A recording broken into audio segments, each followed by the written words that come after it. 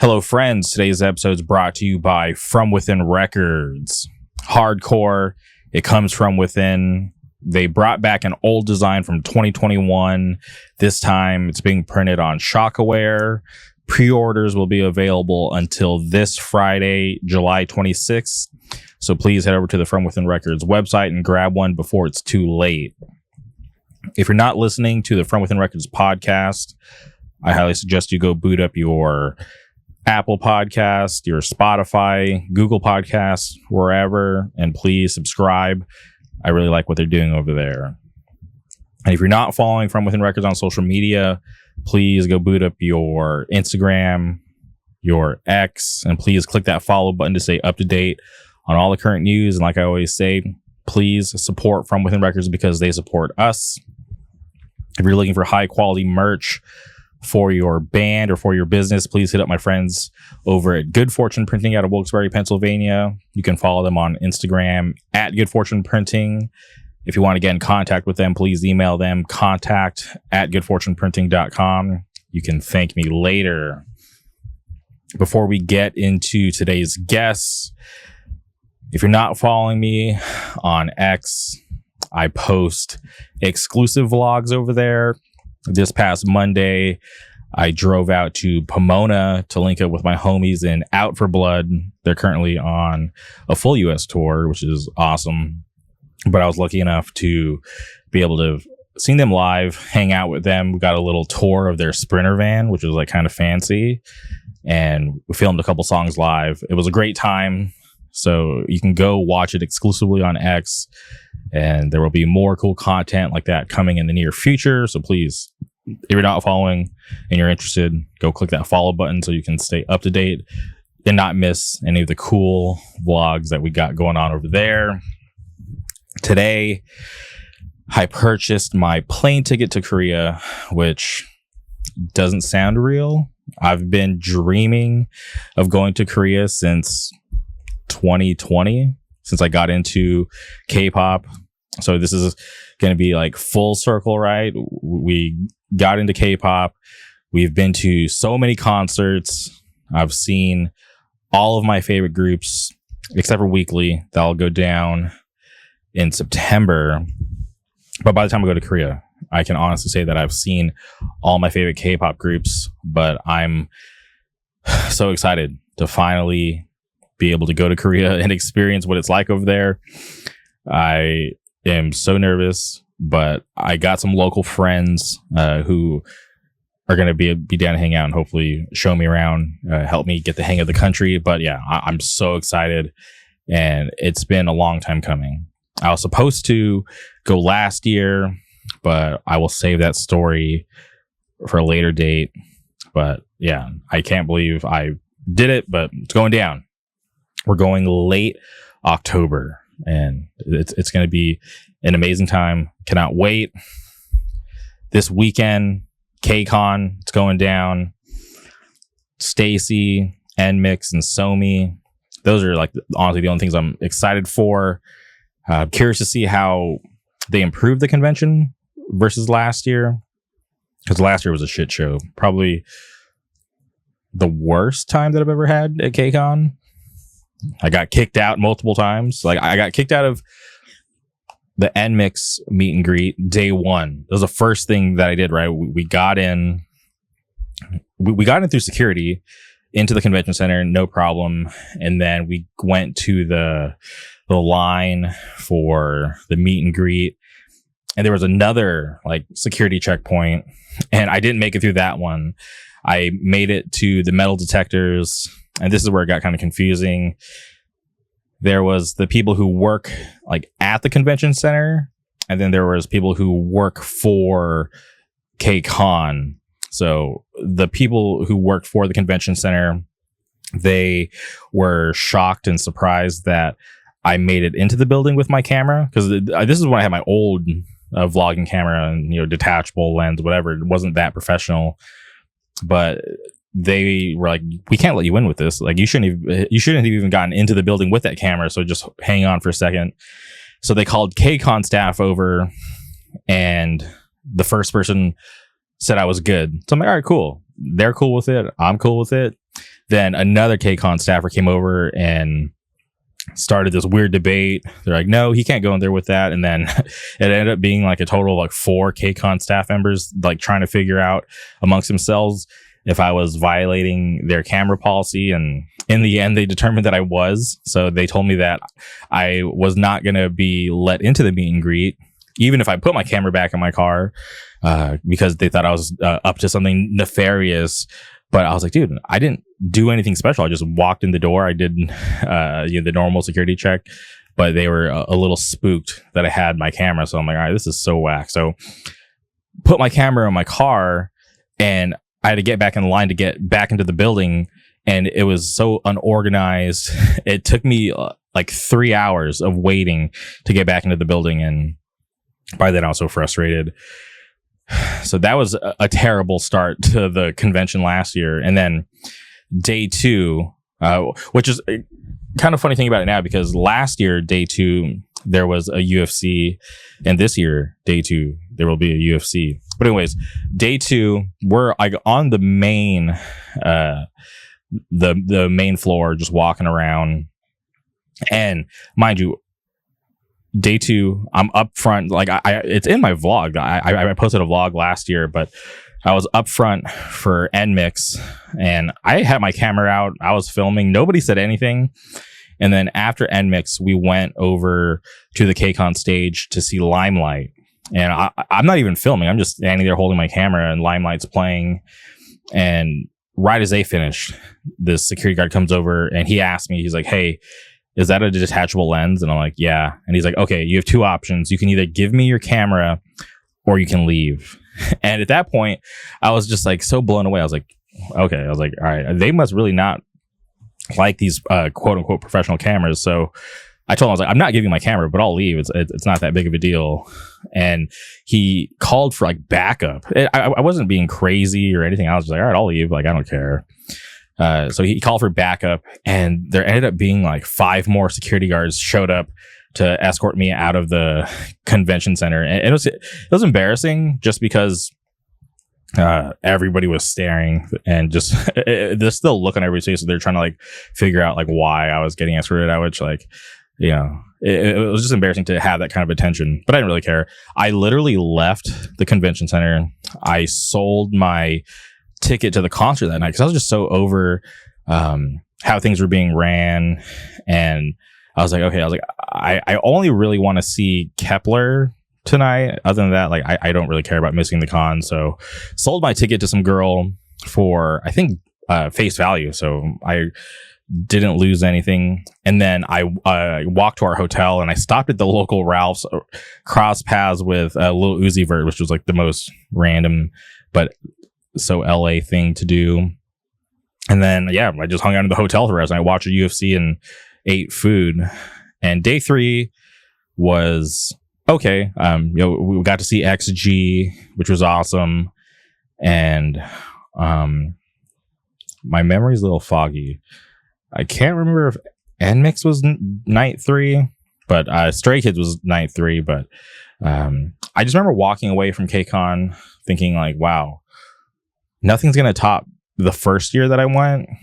So here's to, you know, another chance. The expectations are low this year, so I won't be too disappointed, because honestly, like, yeah, out of the whole lineup, I'm only really excited to see three artists: NMix, Stacy, and Somi.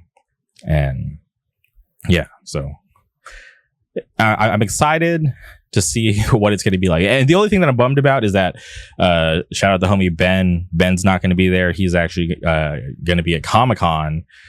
So we're going solo again. We're going a throwback. So yeah, expectations are low, but I'm hoping for a good time. Maybe this time I'll be able to experience the BB Go booth, because the first year that I went, they had a booth, and I was in line to get free Mandu, but right before I was gonna get called, Stacy hit the show floor just randomly, and I'm like, oh shit! I was like, I love Stacy. See ya. But yeah, this weekend, KCON, I'll report back, hopefully with good news, hopefully with a good experience, and a good vlog. Oh, we read the rules. Same rules apply in terms of cameras, like no detachable lens. But they didn't say anything about action cameras. So we're going to bring this guy, the Insta360 Pro. This is one of my vlogging cameras, but we'll bring this. See if we make it in the building. Worst case, we just go back to our car, but we'll figure it out. But yeah, hopefully in the next episode, we'll have good news to report. But on today's episode, we had to track down our good friend Collin, sings for a band, Cross of Disbelief, from the Hudson Valley. Shout out Streets of Hate. They just put out a new record, Hands Bound and Absent Prayer. I just love everything about this band. And, maybe it's because I'm a big fan of the Hudson Valley. Maybe it's because I'm a fan of Collin. I don't know. I think they just write good music. I pre-ordered a shirt. I cannot wait to get that in. I'm planning on wearing it to the weekly concert in September. I'm so pumped to get that shirt. Shout out Streets of Hate. But it was an awesome time talking to Collin. I love hearing about Cross of Disbelief. I love good bands coming out of the Hudson Valley. They don't really miss out there. And granted, it's a lot of the same cats playing in these bands, but really talented. So if you're not familiar with Cross of Disbelief, I need you to urgently hit pause, go boot up your Spotify, your Apple Music, Tidal, YouTube, whatever, and go listen to Hands Bound and Absent Prayer. And then you can come back here and you can thank me later, because this record is fucking awesome. I'm dying to see this band live. Hopefully they can make it out to the West Coast. So speaking of the West Coast, if your band wants to play program, please hit me up. I'll get you a show. That's as much as I'll say for now. Just hit me up. Your band's touring, or if you're a local band, just hit me up. We'll make it happen. That's all I can say for now. But like I said, listen to Cross of Disbelief and then come back here and listen to Collin and I chop it up. I tried to convince him to pick up Elden Ring. Amazing game. If I'm gonna be honest, I've not played the DLC. I've been so busy with playing a lot of other games. Disney's Dreamlight Valley got a new battle pass. I'm like right at the end. I just have to unlock the last Mulan costume. Multiverses Season 2 just started. Samurai Jack is in there. Beetlejuice is on the way. Tekken 8. Lydia just dropped. The Polish Queen. Karate Master. I'm having a lot of fun playing Lydia. And Mortal Kombat 1. New patch. My favorite character in Mortal Kombat ever. The final character of the Season 1 character pass, Takeda, dropped. And I don't even have Mortal Kombat 1 installed on my computer, because the game, and I'm not like jumping on the hate for Mortal Kombat 1. The game is truly terrible. It could be good, but they just don't have, I feel like they don't have the pieces arranged together properly. The pieces are there to make a good game, but it's frustrating. And especially in 2024, how can you have a fighting game with terrible netcode? That's like an instant red flag. If you're going to put out a fighting game, especially in 2024, the technology's there, and the company that put out Mortal Kombat, there's a lot of money there. So for them to have skimped out on good netcode just turned off a lot of people, turned me off. Like I bought the game. I paid the $100 for the ultimate version, but it just sucks. You can't play, like, it's like, I have a really nice computer, but the connection, because of the netcode, is terrible. I can't play a proper match online, so that was a major turnoff. You can only do so much offline, and yeah, just terrible. And the the gimmick for this one, right? Because with more like it seems like with each Mortal Kombat, right? There's like the new mechanic, the new gimmick to try to spice up the gameplay. Cameos, aka like Mortal Kombat 1 is a tag fighter, but I don't think it was it. I don't think that was the move. But like I said, all the pieces are there to make it a good game. They're just not arranged properly. So hopefully, maybe this will be like a situation where the tail end of Mortal Kombat 1 will be a good experience, and then maybe we can erase the beginning of Mortal Kombat 1. But I just reminded myself, I need to reinstall it so I can try Takeda, because Takeda got snubbed because Mortal Kombat 10, he was probably the best of the new young characters, but then Mortal Kombat 11, they bring everybody back except for Takeda and Kung Jin. And I thought Takeda was like the most popular one, but apparently it was like Cassie Cage and what is her name? Jax's daughter. I can't remember her name. But yeah, we'll go figure it out. But thank you for listening to the intro. Strap in, and you can now enjoy the actual conversation that I have with Collin from Cross of Disbelief. Thank you. Talk to you soon.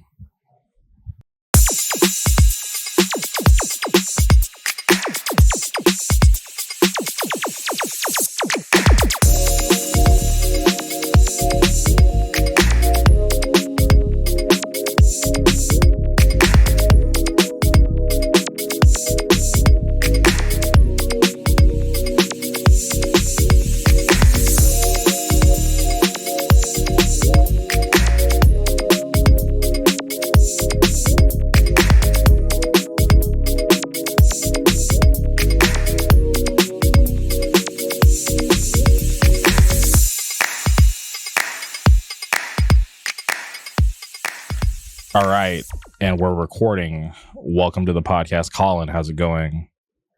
What's up? How you doing, man? I'm doing good. Happy to have you on the podcast. Huge fan of Cross of Disbelief, excuse me. But thank you for taking the time to do this. I really appreciate it. Yeah, thank you, man. This is dope. I've been seeing your podcast for like 5 years. So yeah, I'm trying to think of the last time I saw you in person. I feel like it's. I know. Have we even met like formally? I've definitely seen you around. Yeah, I swear I saw you at a program like a while back. Oh, for that fucking Sunday Drive Records thing, right? I think so. Yeah, it was a while ago. Yeah. But outside of that, yeah, I'm kind of drawing a blank because when I think about you, I'm like, yeah, I feel like that was the last time that I could like vividly remember seeing you was at program. Yeah, I definitely see you like once a year in Pennsylvania, and then I'm just like a dickhead and I don't say hi. It's okay. I'm antisocial, and half the time it's just like I'm, I'll pop up randomly, and yeah. It's not a big deal. Next time I see you, I'll make sure we have a proper conversation in person. Yeah, for sure. Yeah, I love Pennsylvania though. That's a really cool state. They have an awesome hardcore scene. There's always like a ton of good bands coming from out of there. So hell yeah. I'm just very curious about Cross of Disbelief. Can you talk about the origins of the band? Can you talk about how the idea of the band came? Yeah, so basically, all this, it's like pretty much just the guys from Age of Apocalypse, and they did a band called Torture Chamber a couple of years ago with Tony from Godskin and Crush Your Soul and shit singing, and he like gave up on it, but they still wanted to do it. So I was like, let me try. And then I guess it's working. But yeah. And can you talk about your experience with bands? Is this like your first band, or have you been in bands in the past? No, this is like band number 9 or something. I don't know.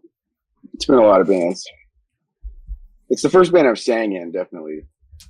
Mm-hmm. Like that first EP is like the first time I like ever earnestly tried to do vocals besides like, you know, like a part on something or whatever.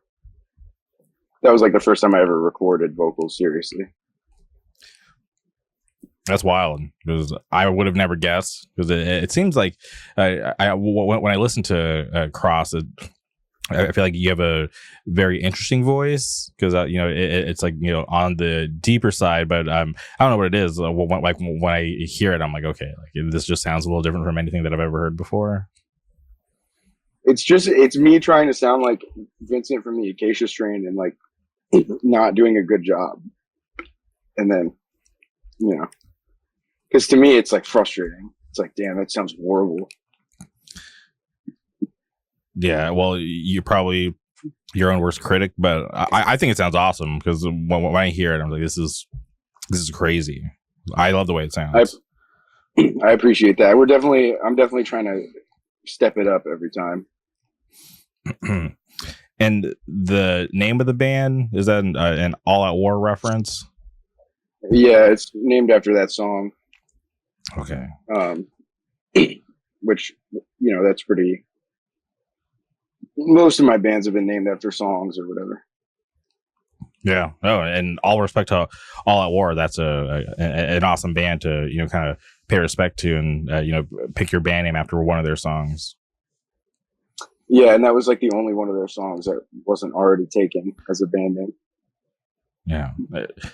Yeah, I feel like in 2024, it's definitely really hard to try to come up with something original, because, you know, there's it's impossible, dude. It's so tough. Yeah, and like you got to think about, you got to try to find something that isn't already taken, you know, something that, you know, hopefully represents the band well and sounds cool. So yeah, picking a band name, I feel like is always like a really tough challenge. Yeah, we were trying to do something without "of" in it too, but we're fucked on that. All of our bands have "of" in the name. It's a nightmare. And the band has been pretty busy, right? For you know, 2024, you guys have had you know, 2 proper releases, which I think is awesome for a new band to come out and be that active. Is that something that you guys wanted to do from the very beginning? Yeah, the first EP, besides the vocals, those songs were done for like a year and a half. So like, we put those out and we were pretty ready to like write new music. Like the EP that just came out is like the first thing we've like written together, like as Cross of Disbelief. Mm-hmm. But yeah, we're definitely trying to like do a lot, play a lot of shows, put out a lot of music. Yeah, well, I feel like so far, you know, with the release back in January and the most recent release, yeah, I feel like it's cool to, you know, pop up at the beginning of the year, you know, kind of hopefully get on everybody's radar, and then, you know, pop up again, you know, on the later half of the year with still good music. I feel like that's a good strategy. Yeah, we got lucky too. There was a lot of really cool shows at the beginning of this year in the Northeast. The first show we played in Vermont was awesome. We got to play the Afira showcase and stuff. All that shit was really cool. Yeah, and speaking of Afira, right?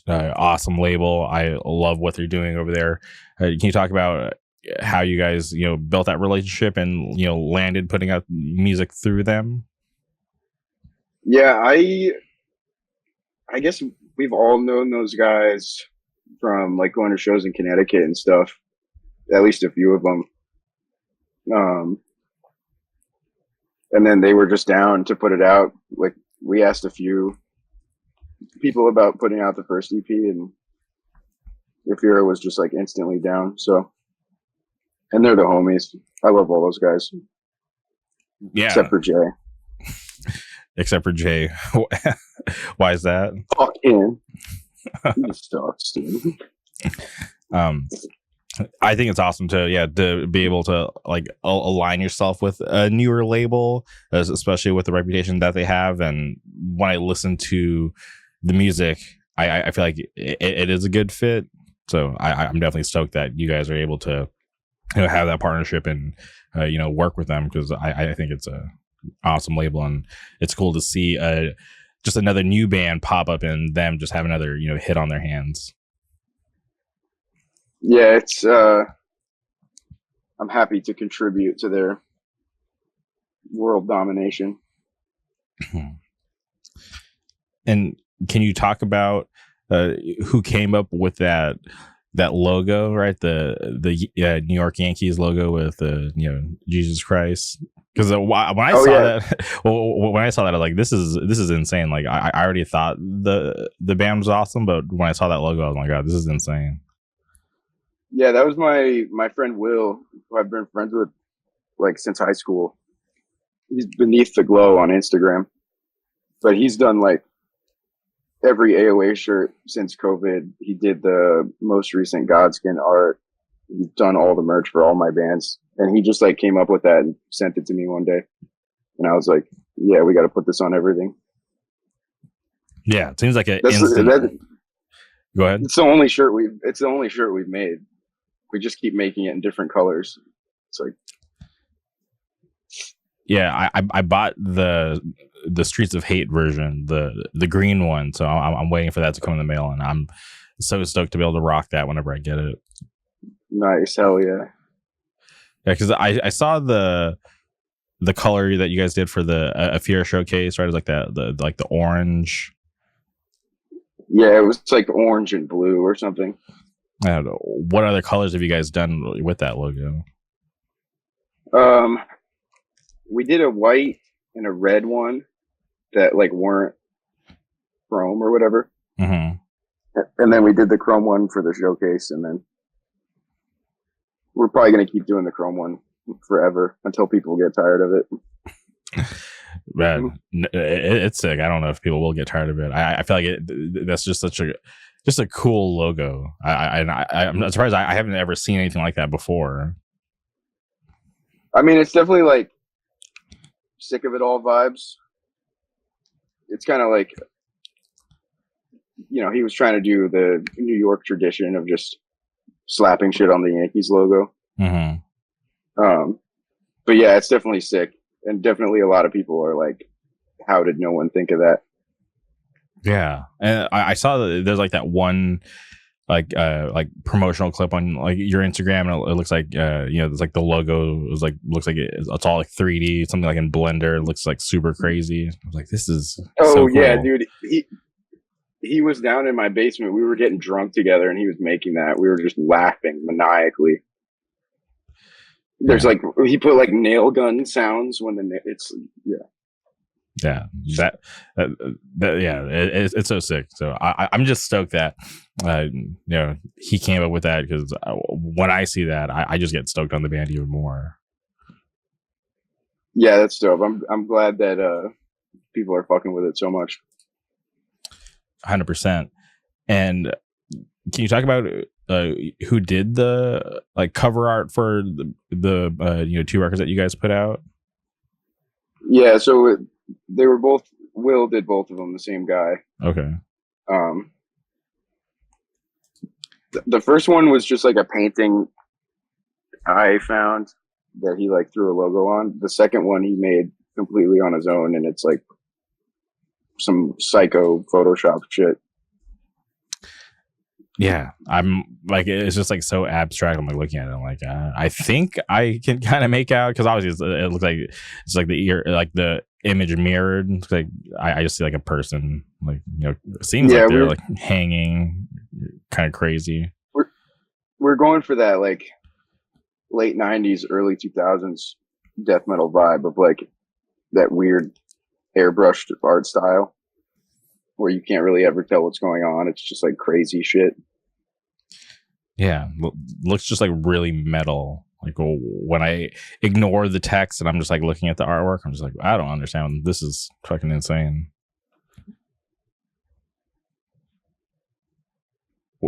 Was there any inspiration, like, or any like direction given to Will, or you just let him just kind of go at it? I think we sent him, or I sent him like there's a band called Odious Sanction that has a record called Psychotically Enraged that has like, it's not, the art is not similar, but like the style is kind of similar. And I think that was all I sent him. And then he just like went crazy. Yeah. Did a good job. I definitely dig it because it's just crazy. Huh. And did he also design the logo that's on the cover art? Yeah, he did all that stuff. And do you prefer the logo on the new record or the old record? That's a controversial question. Many a group chat arguments had about that, but I'm happy with the new logo. That's what I'll say. But the old one was dope. Okay. I think I'm in that same camp. Yeah. And I'm just very curious too. The name of the record. Can you talk about what was the inspiration behind that? Yeah, that was just in the lyrics. So Paul, the guitar player, writes the lyrics for the most part. And that was just a line in there that I really fucked with, and I thought it would be a great name because it's like way too long but still like hard. And I like shit like that. It's just mad words. Yeah, I find it interesting because, you know, when I'm listening to the record and I'm like reading the name of the first track, I'm like, what the fuck does that even mean? Because that's like a word that I've like probably in my life have never even said before. So I actually had to go like look up like the origin of the word. And I was like, oh, this is insane. It's probably like some way deeper meaning. Yeah, all the song names I come up with, like this EP and the last EP, I've come up with all the song names like in the bathroom at work, like the day before we have to like send all the tracks. I'm like, fuck. So can you talk about the title for the first track off of Hands Bound in Absent Prayer? Yeah, that was, apparently it's been used before, which disappoints me greatly, but I've had that like sitting in my notes app forever to use for a song. And I think I was like up one night Googling like dark biblical words or something. And that was on there. But yeah, I mean, we're just looking for, the songs are all about like the world being fucked and like not having any hope or whatever. So we're trying to get like dark, scary vibes. Yeah, when I'm reading this like foreign word, and it's pronounced Akeldama, is that the proper way to say it? I say Akeldama, but I don't really know the proper way to say it, to be honest with you. Okay, well, maybe somebody out there listening will know the proper way to say it and will correct us and fill us in on the right way to say it. Yeah, please, actually, because I've been avoiding saying it. And obviously, before the record came out, you guys, dropped the single for Psychotic Indulgence. Can you talk about why you chose to, put that one out first before the 3 songs? Yeah, it was just like we had those 3 songs done like after the second show we played, pretty much like in February. Mm-hmm. And it was just like taking forever to get it out. And we just wanted to have a song because we had the Fear Showcase and a bunch of other shows. So we wanted to just put a song out, and that seemed like that's like the only song with a 2-step in it and stuff. Seemed like a good one to introduce people to what the rest of it was going to sound like. Yeah. And it was a good opportunity to showcase that new logo with the NY and Jesus, which I still can't get over. Well, I think about that, and I just trip out when I see that. I'm like, everybody should be listening to Cross of Disbelief because of that image. Yeah, I'm glad it has that effect, and I'm stoked for Will because he's been doing art for us for a long time now. So I'm stoked that he has a banger. 100%. And I think it's cool too to just have someone like, in the camp that's doing cool stuff like that, especially for someone to be able to produce, cool stuff for, all the bands in your area, and just to kind of, keep it local. I always think that's cool. Yeah, it makes it easier too because there's no like awkwardness or anything. Like we can just like verbally abuse him and like give him endless shit and stuff because he's just our friend. We don't have to worry about like being nice or having to be weird when we don't like stuff. It's just makes everything easy.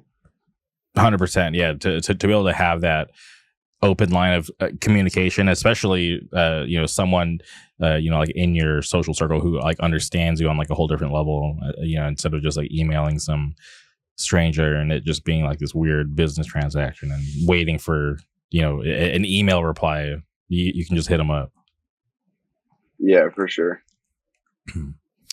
Okay. And you guys just played a show in New Jersey the other day, and shout out Jeff Eat First, a really good friend of mine. He was there filming, and I asked him about your guys' set, and I was like, "Hey, like, how was the Cross set?" And he told me that you guys got like a really good reaction. So, can you talk about what it's been like, since the band has been out? Because obviously you guys are still a fairly new band, and have you been able to kind of watch, your fandom kind of rise throughout the year? It's been pretty sick. It's kind of tough for me. Like I try to set the bar pretty high. So like, I never want to get like too stoked on any set, but like, yeah, the reactions have been really awesome. Pretty much like every show. I don't know if there's any show that I've been like particularly disappointed in, but yeah, it's been awesome. And it's definitely been like, we've been playing the Northeast a lot. I think, it's going to get different once we start playing out a little more, but yeah, it's definitely been building, and the shows have been getting sicker. So Yeah, I'm looking forward to seeing the video from the set in New Jersey, because I watched like, all of the sets that Jeff has filmed, like, of you guys. I think the last one I saw was in New York. It was like you guys had like 2 nights. Yeah. Which it looked pretty cool. Yeah, that one was all right. That was like was that the Brooklyn show? I'm trying to remember. It was a venue with like a bunch of weird art on the walls. Like, at the Fuse Box. I think that was the first time I ever sang a set on a stage. I was all fucked up. I was like getting dizzy and shit.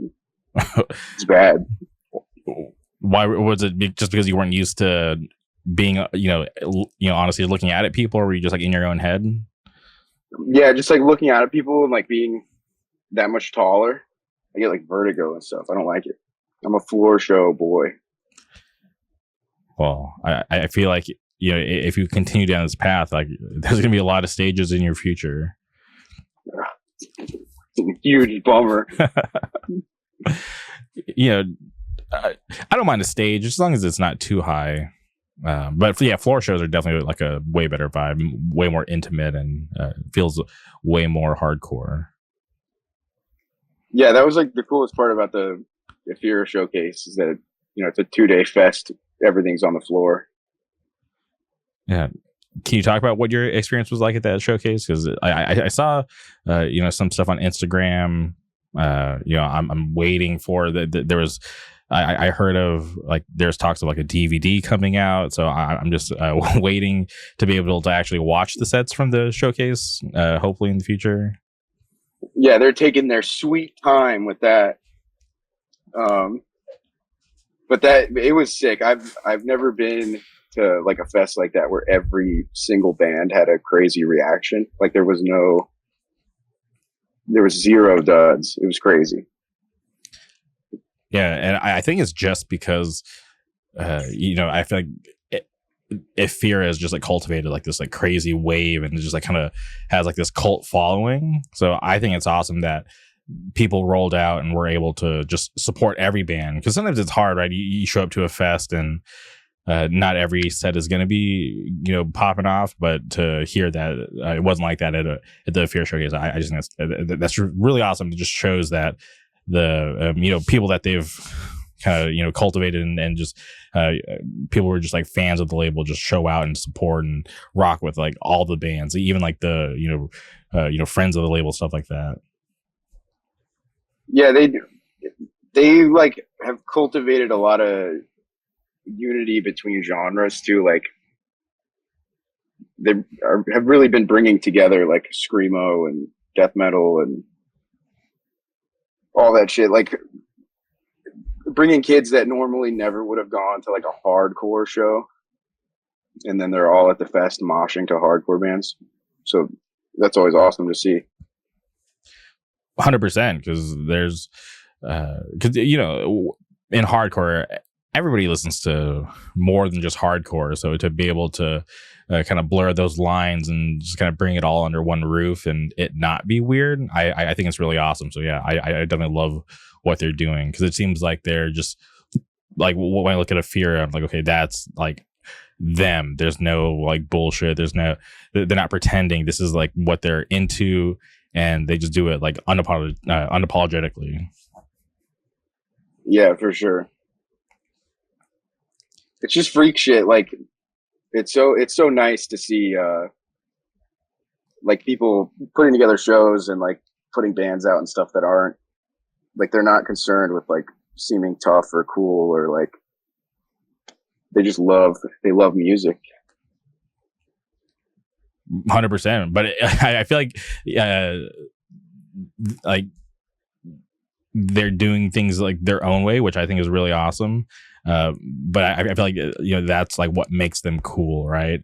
It's like this new label that popped up, which, you know, in a day where it's like, I didn't even know another label could thrive in the scene, just because there's so many labels to begin with that are already doing really well. But for them to be able to pop up and you know, put on for a lot of new bands that are actually really good, I just think what they're doing is really impressive. Yeah, it's awesome. So were you able to go to both days of the fest? Yeah, I was there the whole weekend. I was at the pre-show too. Mm-hmm. Yeah. I thought the venue was really interesting. I just thought it was cool that something like that, like, you know, would be able to happen. And it was like at a brewery, right? Yeah, and it was definitely like when they like got the venue and started telling everybody, it was like hilarious. Like we all thought it was insane that they would have it there, because the biggest show that venue had before the showcase was like Drain and Terror, and I think there was like 300 people there, and that was like really crazy to everybody. Mm-hmm. And then I think there ended up being like 500 or 600 people at either day of the showcase. Yeah, that's insane, but that's cool. Yeah, for people to pop out and you know, especially at a new venue. So hopefully that spot is able to continue to do more shows there. I think they're actually closing next year. Holy shit! It's the Connecticut curse. They can't hold on to anything. Damn, I've never heard about this curse. I've only been to Connecticut once in my life. Oh, they just like are losing venues left and right. But it's the nature of the beast sometimes, I guess. All right, maybe the next showcase will happen before it closes down. Would be nice. I feel like they got to do it somewhere bigger, maybe, but it'd be cool if it was there again. Yeah, because obviously from the showcase to now, they've like the label, I feel like just keeps, you know, getting more popular. So yeah, obviously they probably would have to find a bigger venue or somewhere else to hold it. Yeah. Sorry, I'm burping so much. This is crazy. No, it's all good. I'm just tripping out that well, I'm thinking about the venue closing because that is like obviously like a common problem with scenes is just trying to have a steady venue because out here in Southern California we're lucky to have a lot of options for venues, but I remember a time where we were just popping up at random addresses, hoping we were at the right spot for the show because there were so many DIY spots that would happen, but they wouldn't last long because, obviously the nature of hardcore, crazy shit happens, and not everybody wants to, wants to host that for a long period of time. Yeah, which sometimes it's nice when it happens that way, when it's just like a lot of random little spots, but it's definitely good to have at least one or two like semi legit venues in an area. Yeah, because you want to be able to cultivate and have a steady scene going and have a spot for kids to pop up or and to know like, okay, cool, like that's the local venue, like let me just swing by, see if there's anything going on or just something to look forward to, because when there's like a shortage of venues, you're never really sure if shows are going to be able to happen on like a consistent basis, because that's just a big deal. You definitely need to have a venue in place. Yeah, for sure. That's like a classic Hudson Valley problem. We never have any even semi legit venues. What about right now? How many venues are going on in the Hudson Valley?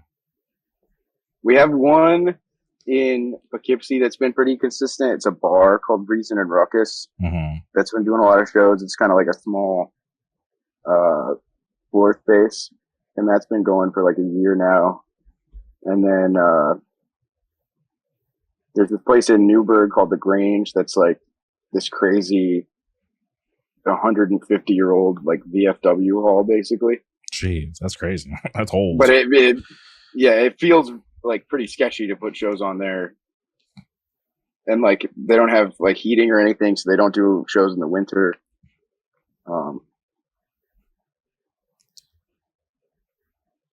What about? But like, I was going to ask about Middletown. Oh yeah, so that show is at a bowling alley, and they've done like shows here and there. They kind of have like a big area that I think used to be like. It seems like they had like a Dave and Buster's style like arcade situation, Mm-hmm. and then had to like get rid of all of it, so they just had like a big carpeted area. And they do shows there sometimes, but I don't think they've had anything like what our record release show is. So I'm curious to see how that's going to go. Yeah, because you guys are bringing in like one of the biggest bands in hardcore currently to that spot. So I'm just like, yeah. I didn't even know it was a bowling alley. I just now the name is making way more sense. Now that you mentioned that it's a bowling alley, that's crazy. Yeah, it's pretty. It's going to be pretty funny, I think. And Middletown is great. It's kind of a place that used to have a lot of shows, like in the '90s and early 2000s, I think. But there hasn't been stuff there in like over a decade, probably. So it's nice to like bring it back. Yeah, shout out, Streets of Hate for putting that on. For sure. And can you talk about your relationship with Streets of Hate? Because obviously earlier I mentioned I purchased that shirt through them. Obviously you guys did like a split release between Afira and Streets of Hate. Yeah, so obviously we all, Alex and Nicole are from the Hudson Valley, and we've all known them forever, and he's done stuff for AOA and Godskin Peeler, so it just kind of made sense to ask him. Afira does a lot, so it's kind of hard to like we knew when we wanted our stuff to come out, and like it's a lot of chaos at Afira, so it made sense to do a split release and have Alex and Nicole, help with that stuff. And they've been helping with shows and everything, so Yeah, I think it's really cool to be tied to them. Yeah, because I love Streets of Hate. I love what they do. I'm a huge supporter of them for years. So like they're a label that I always keep my eye on whenever they put anything out. It's like, all right, if I've never heard of the band, I definitely going to go check it out because I'm a fan of what they've been doing for a long time. So it's really cool to see you guys working with them. Yeah, it's awesome. Alex and Nicole are great. We're trying to get 3 record labels for the LP if anyone's interested. 3, okay. Yeah, we're trying to collect them all. Well, okay, so there's Afira, you got Streets of Hate down, so there's still a couple good labels out there that are still left. But yeah, LP, that's a big deal. Is that something you guys are already thinking about? Because this record just came out, and 3 songs. I think it's cool, but are you guys already writing, or have you already been writing for this LP? Stuff's been floating around. I think it's definitely something we want to do. I've never done an LP with any of my bands, so I definitely want to do it. I think it'd be awesome, and it seems like the people are fucking with these songs, and like they came pretty easy. It's a type of music that we all love. So yeah, and I feel like everybody in the band is really talented. So I'm like because I honestly I didn't even know who was in the band. Somebody who's like, oh, like there's a new Hudson Valley band popping up. You should check them out. I'm like, all right, cool. I'll check it out. Dig the music, but then it wasn't until I saw like a live set. I was like, oh, this is everybody's been in bands before. I was like, I recognize everybody in the band. Yeah, usually if there's a new HV band, it's just the Age of Apocalypse guys. Hey, they're all awesome. So I'm definitely a fan. So and I think it's cool too, just to see you guys just staying busy out there, right? Because there's so many awesome bands from the area. So just to add Cross of Disbelief to the list, I think it's sick. Yeah, I appreciate that, man. Okay, so LP 2025, is that the goal, or is it too soon? I don't want to say anything for sure, but we'll see what happens. Okay, maybe Cross comes to the West and then LP. Oh yeah, we're definitely trying. We're trying to go everywhere, but the West would be nice. Yeah, I'm always selfish, and I whenever I become a fan of a new band, I'm like, all right, please just come to the West. Just do what you have to do, please. Yeah, because I think obviously I'm sure there's kids out here that are already tapped in, but yeah, you guys would obviously do really well out here. Yeah, I hope so. I'd really like to get out there. I haven't been able to get out there in any of my other bands yet, so it'd be really cool. Okay. Want to ask you about your other bands. Do you play in Quiet? Is that still a thing? Not anymore, but they're still going. Yeah, but I did, and I wrote on the demo and the EP that came out. Yeah. Okay, because Terry's pretty interesting. He texts me like, and this is a while ago. This is before they even put it, or you guys even put anything out. Text me, he's like, "Hey, I got this new thing going." I'm like, "All right, sick. Like, send it my way. I'm interested." And didn't really give me any info about who was in the band or anything. So honestly, I only knew it was him. But then I was looking on Instagram and I saw you tagged in a bunch of their photos, and I was like, "Oh, wait, is he in the band?" Because to this day, I've never even seen any live footage or anything. I just listen to the music.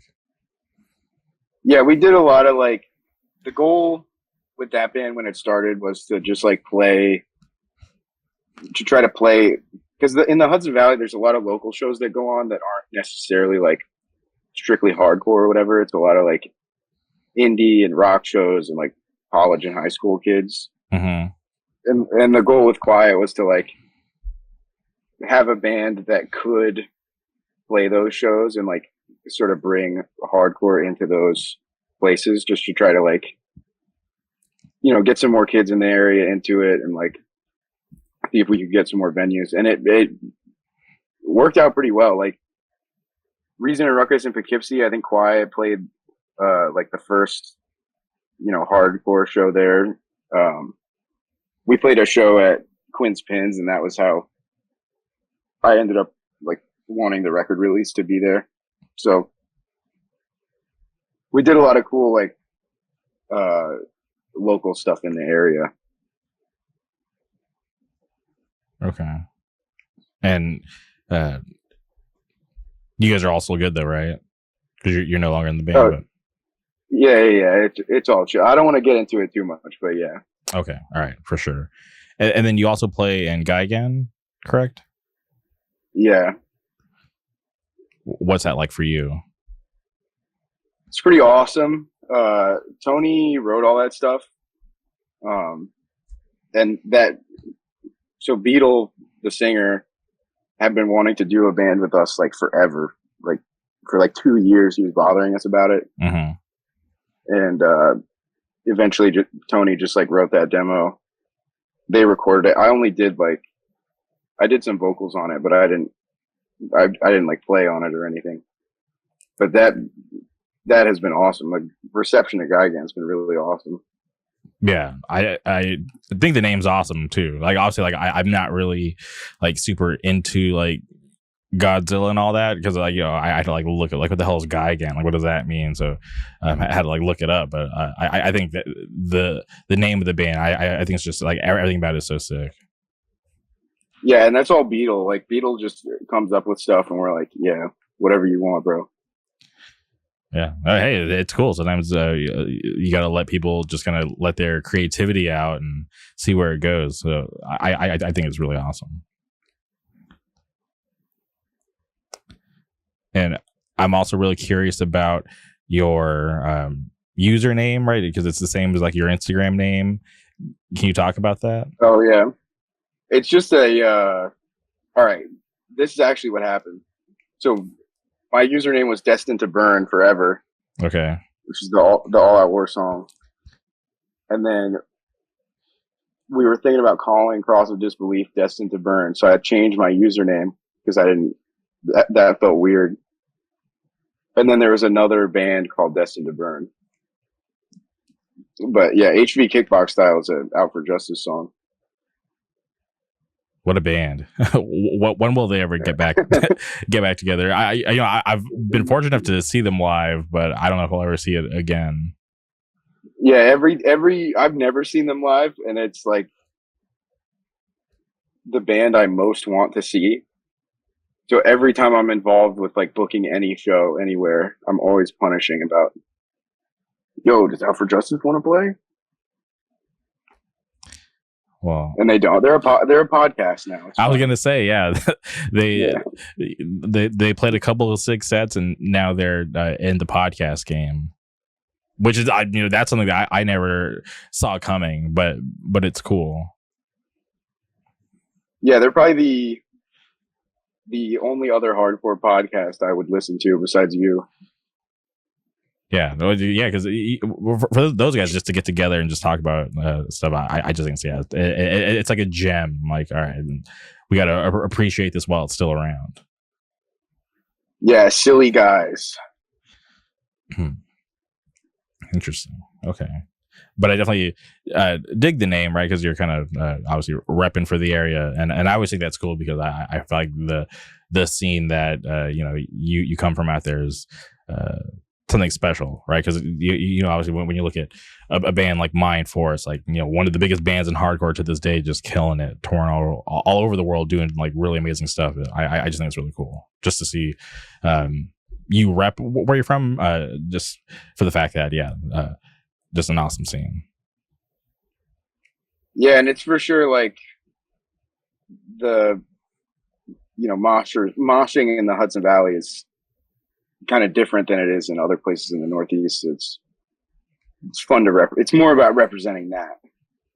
Much love to Mind Force, but style over everything. Yeah, and that's one thing that I love too is traveling to different scenes and just getting to see how it's obviously like there's so many similarities, but it's cool just to see like the differences, like in way that people mosh, or just how the environment is, right? Because you could be so experienced in your own scene, but you go to like just like the next scene over or the next state over, and it's just like completely different. Yeah, for sure. Okay. And outside of the Cross and Geigen, do you want to do other bands, or are you just okay with those two for now? I mean, I'm kind of always like perpetually, there's like always a million like potential projects on my plate, but it's just, yeah, I'm always interested in doing new shit. Definitely like working on stuff right now that may or may not happen. We just got to see. Okay. Yeah, I think that's always fun too, especially with the current climate of hardcore, because I feel like we're like in this like transition phase, right, where there's like these that term regular hardcore I'm hearing, which I think is just so funny, just because I just call it hardcore, right? Like like the faster, more punk style bands. You're seeing a lot of those type of bands pop up these days, and people are wanting to. It seems like they're from what I'm saying, like a lot of people are wanting to hear more of that style, and they're kind of like okay with seeing like the heavier stuff, like kind of take a back seat. But for anyone who's been around long enough, like you get to see every genre kind of have their moment in the spotlight. But I feel like we're in that spot right now where it's just like, okay, maybe there's going to be this like big transition where the normal hardcore becomes more popular than the heavier stuff is currently. Yeah, I think it's definitely happening right now. There's like bands like Haywire and stuff that are like super popping right now, that are playing like regular hardcore or whatever. But it's all, I don't know like how much credit to even like give all that stuff. I think it's just like anything that's happening at hardcore shows is popping right now. Like hardcore as like a live music genre is just like going through a really good time. Yeah, no, for sure. And, like the kids will just like mosh to whatever. Like that was something I realized at the Afura showcase. It was like, damn, these kids just love like moshing and like fucking each other up. They don't even care what the music sounds like. Yeah, it seems like there's a lot of passion with the younger kids, because even out here, right, there's younger kids that I'll talk to that are just so eager to kind of give back, right? Like they're not just in one band, they're trying to start as many bands as they can, or they're trying to record new bands. They're just doing a lot to just participate. So I think that's something that is really cool that I'm seeing with like this younger generation of hardcore kids, is that they're not too cool to give back. It seems like they're way more willing to want to link up and work together to kind of build up the scene together. Yeah, for sure. I think like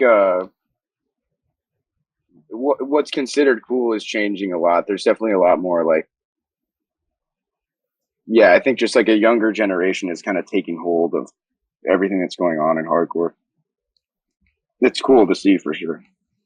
Yeah, and it makes me feel that like the older generation, hopefully had a hand in just kind of shedding some positivity and just encouraging those kids, because that's all I've ever wanted, was to be able to just help usher in the next generation, because obviously like I've been around for a long time, but I know that I'm not gonna be around forever. So hopefully whenever I die or whatever, hardcore out here will be in good hands, and it definitely is, because there's always cool shit going on out here in Southern California, which I'm always proud of. But especially here in Orange County, there's like new bands popping up.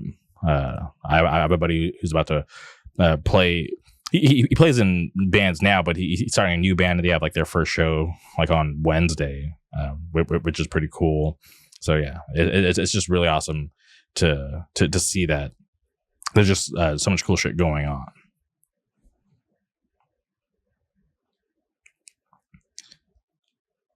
And for you, I'm just curious, like sonically, do you lean more towards any type of genre of hardcore, or do you listen to it all? I mean, I definitely got into hardcore through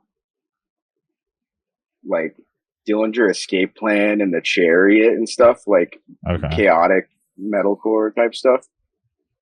So I like shit like that is what really inspired me when I was getting into it. Like Vane was a really big deal for me, and like bands like Jukai and stuff. I love death metal, big death metal fan. I don't know. I like stuff with mosh parts in it. I think as long as it's got mosh parts, I'm down. Yeah, you gotta keep the pit active. Yeah, I'm big on dancing. Yeah, sometimes I just feel too old, or maybe I'm just lazy. I don't know. It's like sometimes I just have to feel it because maybe if there's like a good cover, or if there's like a band that I'm like really wanting to see, like I'll hit the pit with like no hesitation. But if it's a band that I don't know, I was like, I don't really want to go in there and hurt myself. Yeah, you gotta transition to throwing stuff. You get the crucial move: full water bottles, mic stands, stuff like that. Oh my god. Yeah, maybe not mic stands. Maybe I'll feel more comfortable throwing a water bottle because that won't cause as much damage. It'll just maybe get someone a little wet. But I will say the mic stand thing is getting ridiculous. I've seen a mic stand get thrown at pretty much every show I've been to this year, and I think maybe everybody has to calm down for a second. Yeah, I just feel bad when people get hit by these like crazy objects and they don't see it coming, because that's just like, oh my god, your night's like ruined. Yeah, I just remember I went to this like smaller venue. It was like a bar spot, and they had like this like metal ice bucket. It was like a metal bucket with ice and had water bottles in it, and that was for the bands that were playing. And I remember during one of the band sets, somebody grabbed this metal bucket and just chucked it across the room, and you could just hear it hit somebody in the head.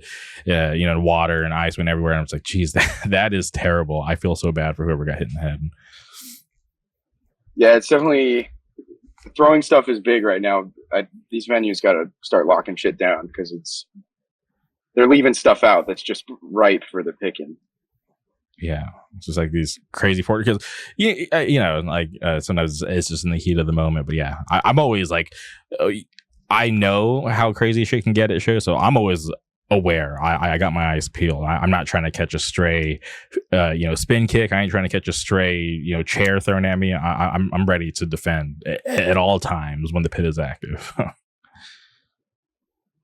Yeah, for sure. Okay. And do you have any plans to travel for anything, for any shows, outside of, playing these shows with your bands?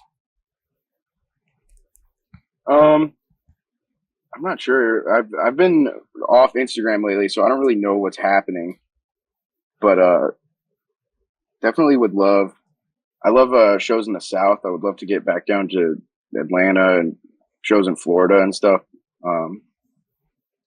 And I'd love to go back to California. The only show I've been to there was that show at Program, actually.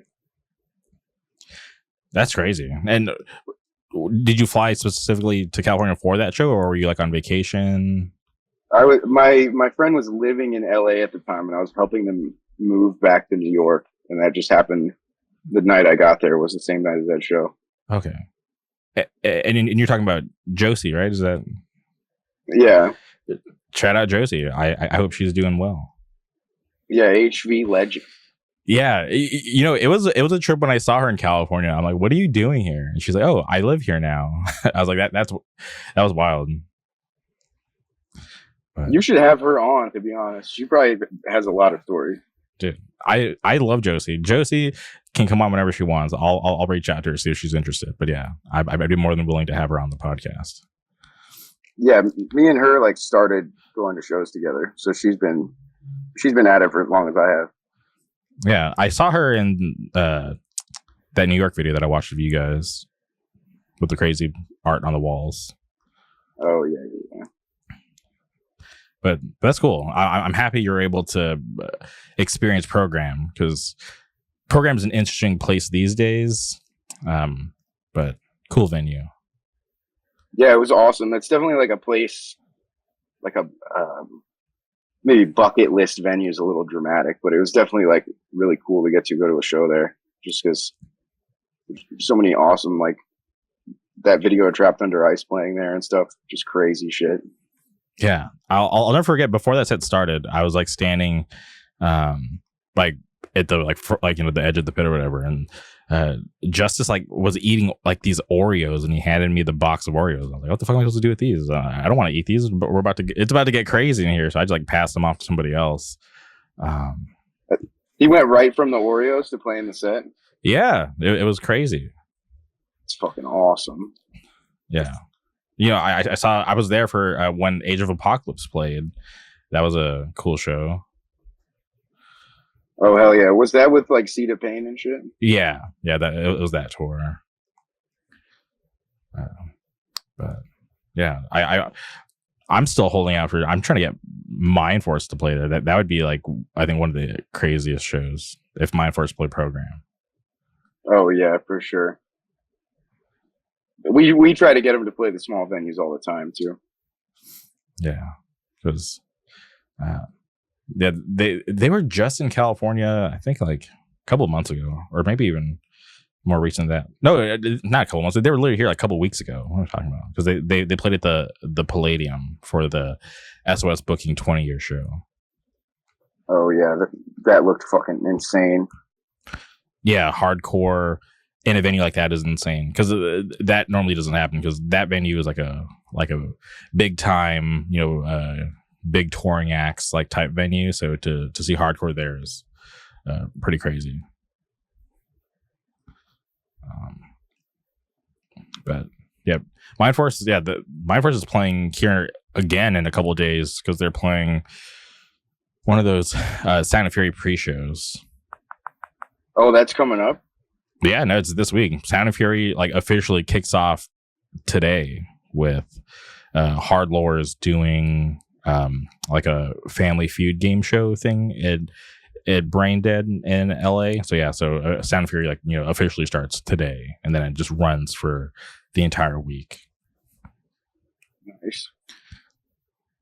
Yeah, it's pretty interesting. I like, it's cool to see it be this fest, but then it kind of grows into this awesome like cultural thing, and now it's like Sound of Fury went from just being this fest to now it's like a week long of like festivities, and they just like released a shoe, which is crazy and cool. So yeah, they're always doing awesome stuff. Yeah, that's crazy. Yeah, you mentioned Florida. I'm looking forward to going back to FYA, since we're talking about fests. That's something that I'm really looking forward to in January. Yeah, Bob Wilson, call me, bro. When was the last time you talked? Oh, wait, go ahead. I'm sorry. FYI is awesome. Yeah, I cannot say enough good things about what Bob and everyone does with that fest, because it's just and I've said it before, I feel like they set the tone for the year in terms of hardcore fests, so I'm very much looking forward to it. It's nice for everybody from the Northeast, because it's always like super shitty in January, for everybody to go to Florida, and it's just like 70 degrees and perfect out. Yeah, I'm definitely looking forward to going back this year, because I missed the last 2 years, but this year definitely making it a priority. I'm going with Jeff from Feet First. We're trying to convince our buddy Carl Gunhouse to roll out with us. We're trying to mob out there, but 100% Legend. Shout out to Carl, dude. Carl, great guy. You know, last time I saw Carl, it's definitely been way too long, but last time I saw Carl, we all flew to Bogota for that hardcore fest, the 100%, Bogota hardcore fest, and that shit was crazy. Yeah, is it sick down there? Like, yeah, I had never left the country, but I never really traveled that far for hardcore, so I just had like no expectations, but I was just blown away. Like, first of all, I was blown away with like the hospitality of everybody that was putting on the fest. So shout out to Carlos and everyone in Raw Brigade, and the staff just made sure that the fest just ran smooth, which I thought was really cool to see. Just like very like professional.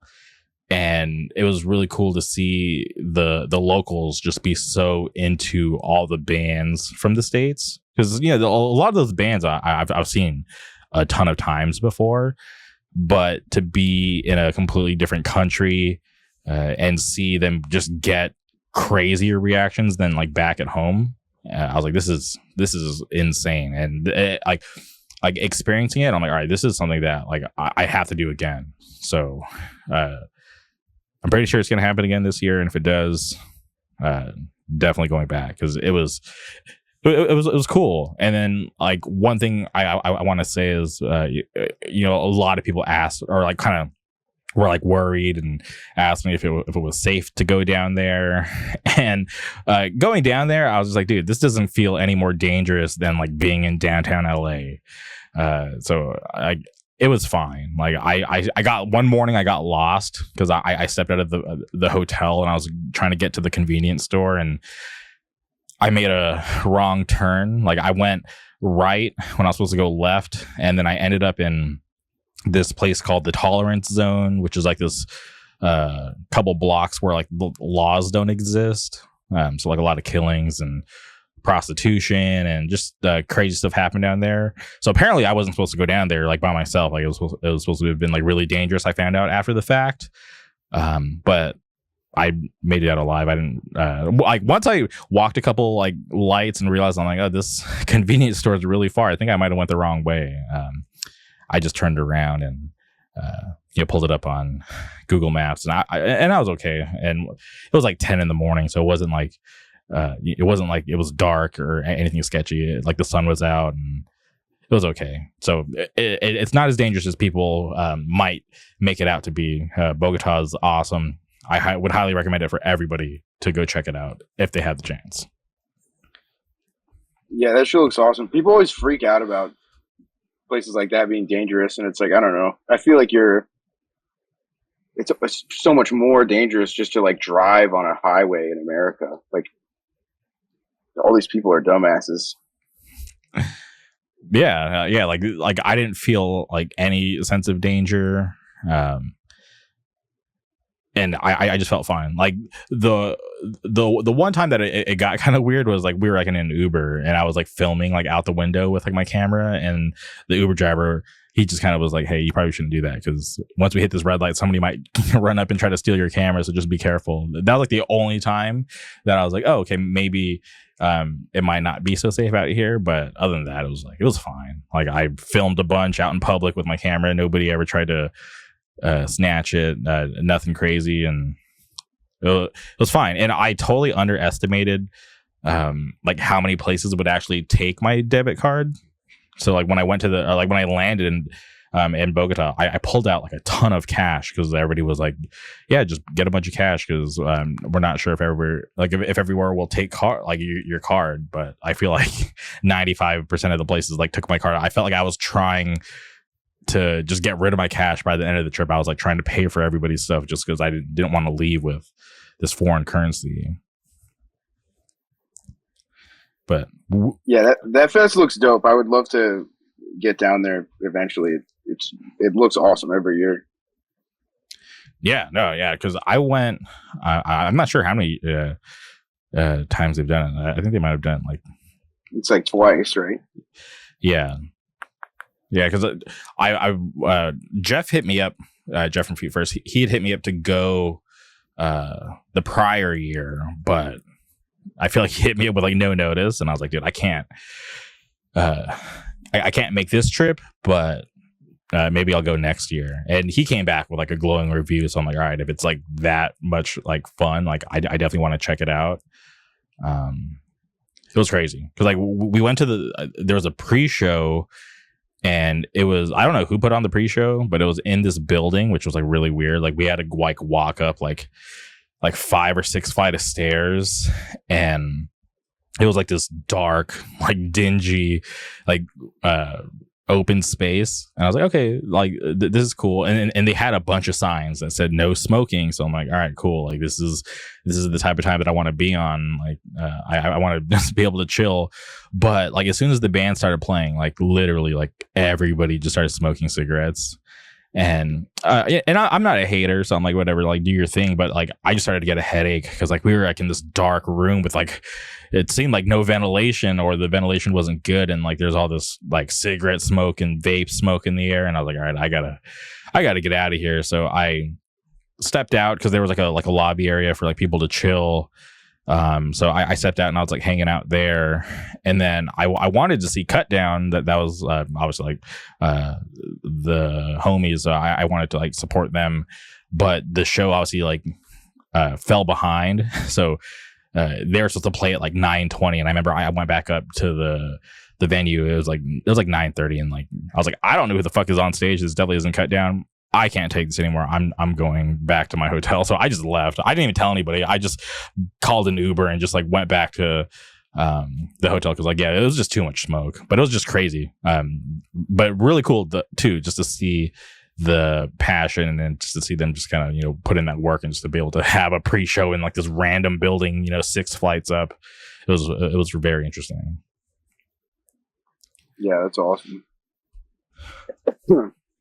Yeah, but that's the best way. Just, you know, DIY, just put in the work, because to have them, you know, obviously put in the work throughout the whole year, and then have bands from the States want to fly out and experience their scene. I just think it's really cool, and I just highly recommend it because it was just something that I'd never experienced before. Something because like obviously like I've always wanted to go to an international hardcore show. I never would have imagined that my first international hardcore show would be in Bogota, Colombia, but I can't say enough good things about it. It was just a really cool thing. And to be able to see Raw Brigade in their hometown, that was a really cool experience too, just to see the passion and them just have a crazy set. It was wild. Yeah, that's sick. Yeah, but hopefully I can go to more international hardcore. Want to go to like Japan. Yeah, I want to go to that Blood Axe Fest so bad. Oh, I know. No Pressure is playing. I love No Pressure. Oh, they're on it. Yeah. Shout out Regulate, and it's literally like when I saw the flyer, I'm like, oh, these are all the bands that I saw in Bogota. Like maybe I can just fly to Japan and see them there again, even though obviously like I've seen them here in the States before, but it'd just be cool to be able to see them again internationally. Yeah, that fest looks awesome all the time. Do they do it more than once a year? I don't think so. I think it's just an annual thing. Let's see. Yeah, but they've been doing it for a long time. But yeah, Japan's like a dream vacation. Like me and my buddy Johnny, we had like a trip planned in 2020, and obviously with like the pandemic and everything, that just kind of ruined our vacation plans. Yeah, but yeah, I'm looking at the lineup right now. Yeah, and to see, Inclination, that's like a rare international appearance. I didn't even know that they're going to be traveling. That's wild. Yeah, that's crazy. Yeah, and then Mind Force. Those are, you know, your local homies. Yeah, I think that was their first time in Japan, just recently. I remember seeing this up on Instagram. Yeah, that seemed like a long time coming. Like they seem like one of those bands that should be playing in Japan all the time. Yeah. and especially like Europe and they're on that level where it's like they're like a world traveling band. Oh, I got to get to Japan at some point. I'm definitely trying to go next year, which should be cool. Maybe there will be hardcore when I'm there next year. Because seeing like Wreckage, they're just in Japan, or I think maybe like they're on their way home from Japan. Like that's so cool. And it's cool to see so many bands just throughout the year go to Japan. It just seems like a really cool thing. Yeah, I'm very jealous of Wreckage in Japan. It's been awesome because Ryan Stevens from Gigan is playing drums for them over there. Okay. So he's been sending the group chat pictures and stuff, talking about how awesome 7-Eleven is. Oh man, yeah, that's the kind of stuff that I want to experience. Yeah, because I watched so many cool videos of foreign 7-Elevens. Because do you guys have 7-Eleven out there? Yeah, they're definitely not very common in the Hudson Valley, but like, yeah, we have 7-Elevens. Long Island has a ton of 7-Elevens. Shout out Long Island. What about Sheetz and Wawa? You guys have is that in your region, or is that the Hudson Valley has? We have Quick Check, which is like Wawa equivalent. Maybe okay. It's a little bit not as nice, but we have Quick Check. We have Stewart's, which is pretty awesome. They have mostly like dairy stuff. They have a lot of crazy milks and ice creams. I hate milk.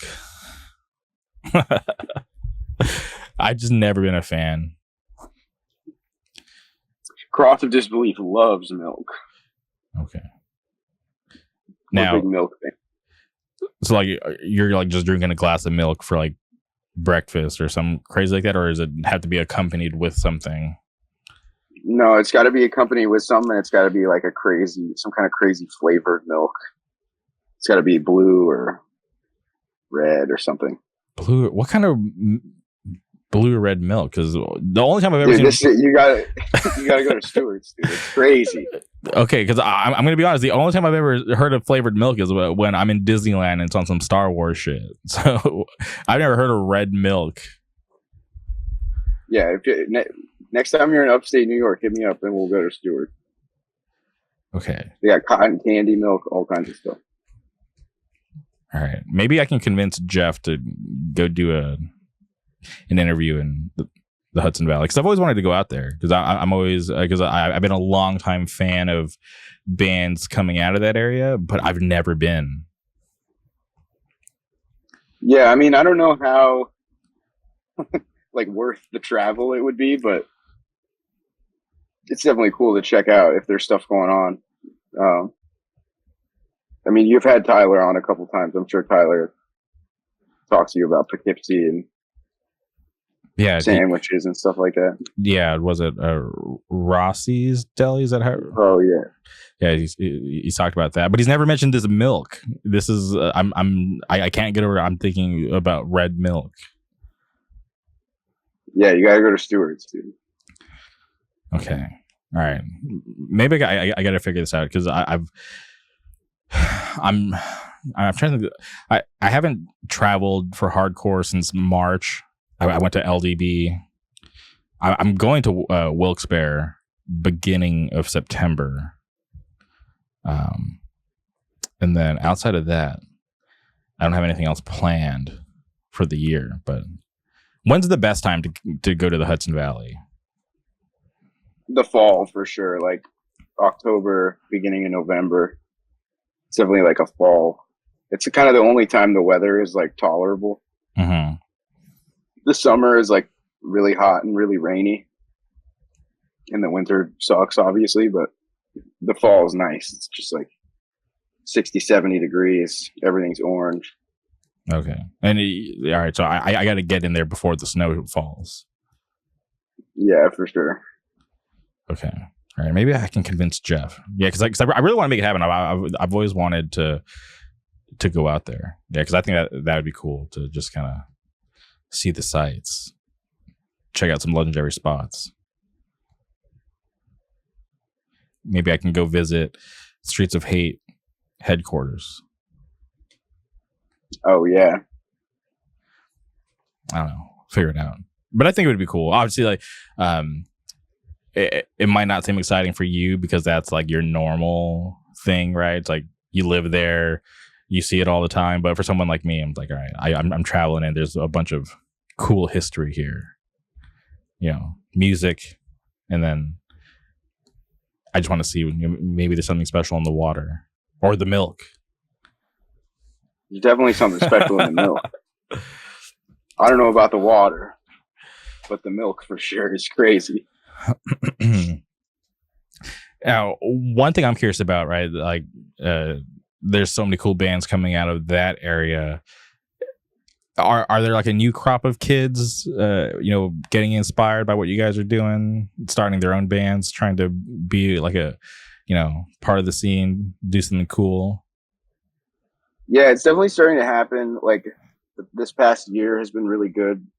There's been a lot of new kids. It's kind of the Hudson Valley is like a tough area because most like young people, after they get out of high school, they like go to the city for college or they go further upstate or wherever. Mm-hmm. Like not a lot of kids like stay here.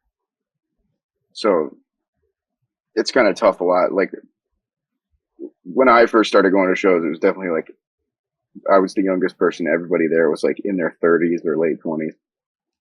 But it's getting a little better now. There's definitely like some new kids that are coming around. That's cool. Hopefully new kids pop up or maybe like a neighboring town or something. They're like, oh, cool. There's a cool hardcore scene next door. We should go check it out. Yeah, there's a lot of cool stuff happening in Albany too. And that's kind of, it's not like fully a shared scene, but like there's a lot of crossover between Albany and the Hudson Valley. Mm-hmm. Yeah, there's some cool bands from Albany. Yeah, you had Adam on, right? Yeah, shout out Adam. He's awesome. I was stoked to be able to have him on the podcast and hear about what he's doing out there. Yeah, he's sick. Okay, well, this has been awesome. I really need to get out there. I can't stop thinking about it, if I'm being honest. Yeah, you should come. Okay. We'll go to Rossi's. We'll go to Stewart's. Yeah, we got to get all the food spots. We got to get Tyler to show up. Get all the locals. Yeah, I'm sure there'll be dope stuff happening. Hopefully this record release goes well and we can keep putting on big shows. Yeah, because outside, okay, so it's a bowling alley, and you mentioned that shows like this don't really happen there, but I feel like if there's like a positive like financial impact, I feel like they'd want to do more stuff like that, right? Yeah, for sure. As long as we don't like destroy the place, which could happen. All right. Well, yeah, because I saw a video today. As we wrap things up, I saw a video today of Pain of Truth playing because they're on that big tour with the Day to Remember. Yeah, they were playing, but they had like pyrotechnics going. I'm like, yo, this is insane! Like Pain of Truth. I just heard about this, and I was like, they need pyrotechnics at the bowling alley. Yeah, I was like, this is insane. Like Pain of Truth just brought it to like a whole nother level, which I think is awesome because that band. Because for anyone who might not remember, like they started like during the pandemic when shows weren't even like able to happen. So to see them, just flourish, post pandemic, I'm just so happy for them, and it's just so cool to see them now. Yeah, they're playing these big ass shows, and there's like pyrotechnics now. I'm like, okay, this is insane. This is so cool. Yeah, it's kind of crazy. It's crazy that there's a month between them playing the arena that the New Jersey Devils play in and a bowling alley in Middletown. Quinn's Pins. Legendary. Yeah. All right. Well, Collin, this has been awesome. I'm very happy to have been able to have you on the podcast. I'm happy you answered the call. So shout out to our mutual friend Tyler for putting this together. This has been awesome. Before we sign off, is there anything else you would like to say? I guess shout out to Streets of Hate and Afira. Is this going to come out before the 26th? Yes, this is going to come out probably a week from today. Oh, word. All right. So shout out to Hands Bound and Absent Prayer record release, July 26th. Pain of Truth, Final Resting Place, Cross, Gigan. New band called Fatal Realm. I'm really excited about. Hopefully people get to hear that sooner than later, but yeah, thanks for having me, man. All right. Well, I appreciate your time.